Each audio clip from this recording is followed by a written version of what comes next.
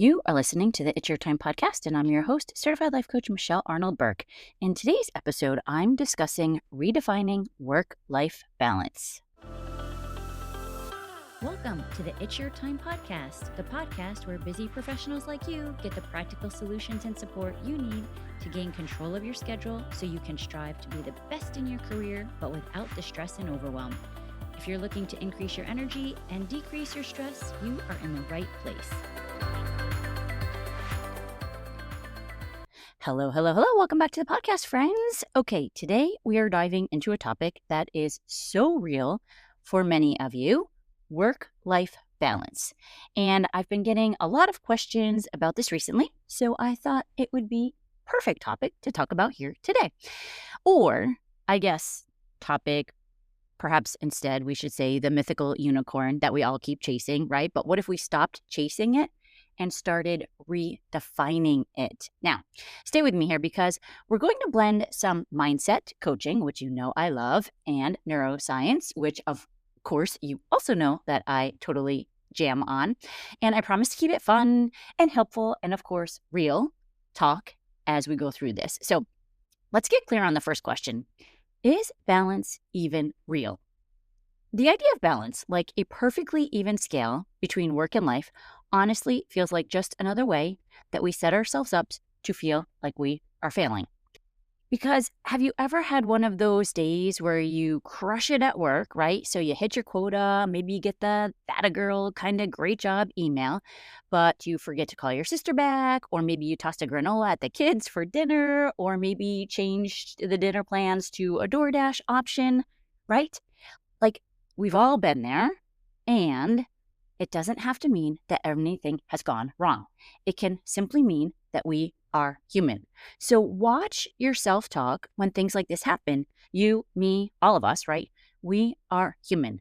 We should start celebrating some of that messy magic in the middle, right? Instead of just automatically going to the default thinking of we're doing it wrong. And here's the neuroscience. Your prefrontal cortex, the part of your brain responsible for focus, for decision making, for impulse control, gets overloaded when you're constantly trying to switch between the roles. And the result is that you feel scattered, you feel stressed, like you're always one step behind. Think about how often you tell yourself you're not doing enough, right? You're not enough, you're not smart enough, or thin enough, or doing enough, or being enough, or whatever it sounds like in your head. We are not talking balance when this happens. That's called burnout, and it's dressed up as productivity. And I want to talk a little bit now about our brain and multitasking because I know so many of us, and so myself included, right, we'll talk about how we're such amazing multitaskers. But the science here is that that is really not so. And this multitasking is not a good thing for us because we've all been told multitasking is a skill, right? But guess what? Your brain cannot actually focus on more than one high-level task at a time. So what it does is it switches rapidly between the tasks, and every switch drains your brain resources. It's called task switching cost. Say that 10 times, right? And it literally eats up glucose, which fuels your brain. So by the time you're bouncing between the emails and maybe the Teams messages or the sales calls and the dinner plans, your brain is waving the white flag at the end of the day like, girl, give me a break. And this is why we talk about, right, even willpower. There is a limited amount each day. Now, what is the solution? Single task with intention. Even if it's just 10 minutes at a time, your brain will thank you. Your sales will improve, and maybe more importantly, your stress will go way down. This is where I talk about putting specific tasks on your calendar at specific times. Stay focused. And that, my friend, is a reminder to myself also, not just you, right? Stay focused. Here's the shift that I want you to try on. Instead of balance, think alignment. Because when your actions align with your values, your brain releases more dopamine. We've talked about this a lot in March. That's the feel-good, get stuff done chemical.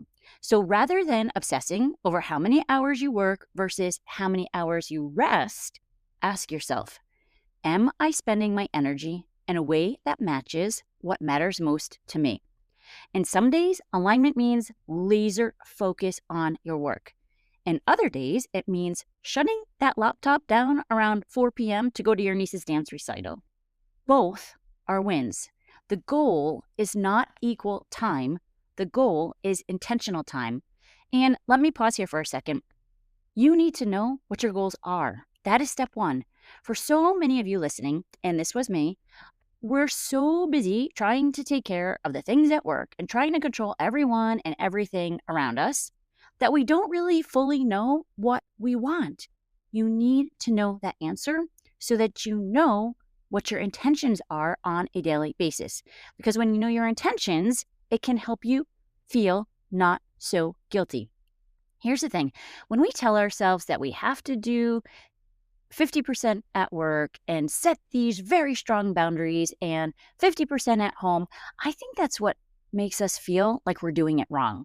Maybe we can just open up to a little bit of a different idea around what that means.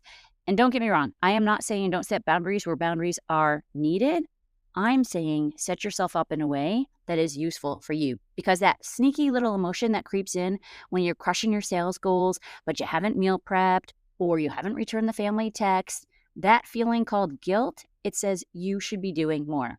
And let me tell you, you should is a red flag. And I always say this, right? We should not be shitting on ourselves. When you hear that, pause. Is it true? Or is it just your habit brain going into default mode telling you you should? Because your brain's alarm system kicks in when it senses potential rejection or disapproval.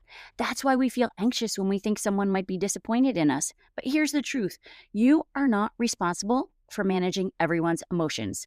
And I just saw a post from Mel Robbins about this. Your job is to tell the truth, not to manage everyone's emotions. And by the way, you can't, right? We cannot manage others' emotions. Manage your own emotions, and that's where you will find your power. You are allowed to disappoint people in short term to stay aligned with your long-term vision. Listen to that. You are allowed to disappoint people in the short term to stay aligned with your long-term version. So next time guilt pops in, try this. Pause. Ask, what am I making this mean? And then, again, ask yourself, is this even true? Often, the guilt isn't about what you did. It's about what you think it says about you. And that, my friend, is where the magic of coaching comes in, because I love working with clients on this, and I love when I get coached on it. It is just so great to have someone question your brain so that you can see what is really going on and decide if what you are telling yourself is even true.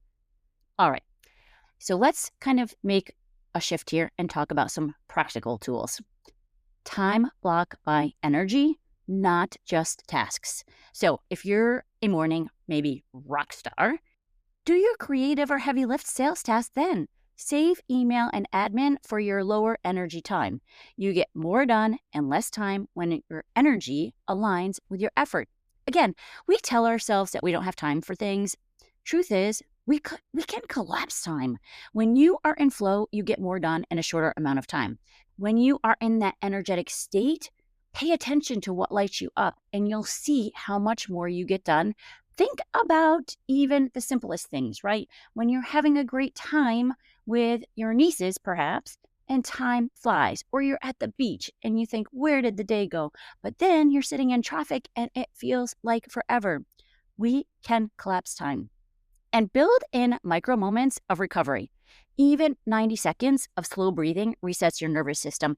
And I just took a restorative yoga class where the teacher was talking about this. We think that it's wrong, right? We think that our time is better spent in action instead of taking the time to rest, to restore. But the truth is, that is where we get grounded. That is where we're able to integrate. And that is where we are able to be so much more productive. So try even just a simple box breathing episode for 90 seconds. Inhale, 4. Hold for a count of 4, and then exhale for a count of 4, and hold for a count of 4. You will shift from sympathetic, which is your fight or flight, to parasympathetic, which is your rest and digest. This is gold. Maybe even do it before a big call, maybe entering into the fun of, the family functions that you have to go to.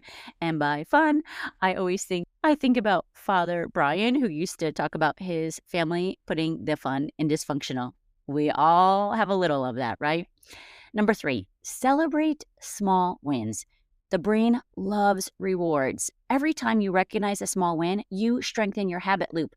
And especially you salespeople, think about it. It's all about the competition, right? Give yourself that habit where you are showing yourself that you are winning. That means more consistency, more momentum, and more joy. Number 4, transition rituals. So when you're done with work, do something to close the loop. Shut down your laptop, or maybe even just sit in your car for an extra minute before walking into the house. Stretch. Tell your brain, this chapter is done. And that will help you be more present in the next one. Okay, now I want you to try something with me. And let's take, again, 90 seconds to just breathe and visualize. And if you're driving, keep your eyes open. But if you can, close your eyes. And if you're rolling your eyes, I want you to think about Phil Jackson. He had his winning teams visualize, visualize, visualize. So there is something to this, right? How many Olympic athletes do you hear talk about the power of visualization? Take a breath in through your nose and hold for a count of 4. Exhale slowly through your mouth. Now imagine, it's a week from now. You've had a sales win. You've moved your body in a way that felt good. You've laughed. Yes, laughed. At dinner, instead of checking your emails on the sly. Your nervous system is regulated. Your brain is clear. And you feel deeply aligned. Let yourself feel that version of you. She's not chasing balance. She's choosing alignment. And she's creating success on her terms. Take one more breath in and exhale it out. What is she doing or not doing today to get her there? Feel that feeling of alignment. Take action from that state. All right, here's your takeaway. Work-life balance isn't about doing everything perfectly. It's about knowing what matters most and giving yourself permission to live from that place. So today, your version of balance might look like saying no to one thing that you can say yes to yourself for. Maybe it's taking 20 minutes for a walk. Maybe it's asking for help. Or maybe it's just not answering that email at 9 p.m. because guess what? You're off the clock. And guess what? Likely nothing is going to change before the morning anyhow. You are allowed to make this life feel good. You are allowed to evolve. You are allowed to choose again tomorrow. So many of us want permission in life, right? We want approval from others. Consider this episode your permission slip to do what you want, to define what work-life balance means for you, and to decide what success means today, and start taking action towards those goals. Okay, friends, listen, if you love this episode, please share it with a friend who's been juggling all the things and could use a fresh way of looking at balance. And hey, if you want to go deeper with this kind of work, download the free PDF that I created, the Priority Playbook, and that helps you figure out what work-life balance is for you. Go to michelleburkecoaching.com/mytime. Okay, that's what I have for you today. Remember, it is your time. Do something for yourself today that your future self will thank you for. Let's meet back here next week, but for now, make it a great day. Take care.